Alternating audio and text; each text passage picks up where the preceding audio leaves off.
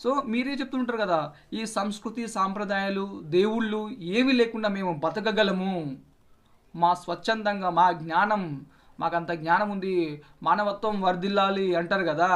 Okay, so మీకు అవసరం లేదు ఇవన్నీ. అవన్నీ మర్యాద, గౌరవము, సంస్కృతి సాంప్రదాయాలు మా సబ్జెక్ట్ అనమాట. ఓకేనా, అవన్నీ ఒక పెద్ద మూఢనమ్మకం, మూఢనమ్మకాలు, ఇవన్నీ మూఢనమ్మకాలు. ఓకే, సో మీరు ఆ మూఢనమ్మకాన్ని మీరు నమ్మొద్దు. మీరు పెళ్ళిళ్ళు లేకుండా, సంస్కృతి సాంప్రదాయాలు లేకుండా, దేవుడు లేకుండా, సిగ్గు లేకుండా, లజ్జ లేకుండా, ఇవన్నీ ఏం లేకుండా హ్యాపీగా సమాజంలో బతుకుతారు అని నేను ఆశిస్తున్నాను. ఓకేనా, మీరు ఖచ్చితంగా బతుకుతారు. మీరు ఆ విధంగా బతికి నాస్తిక సమాజానికి ఆదర్శంగా నిలుస్తారు. ఓకేనా, మర్యాద కోసం మీరు చేతులు జాపకండి, అది రాదు, అదొక మూఢనమ్మకం. మూఢనమ్మకాల పైన పనిచేస్తే మీరు ఇంకొక మూఢనమ్మకాన్ని నమ్మడం అనేది హర్షణీయం కాదు అన్నమాట. ఓకేనా, ఈ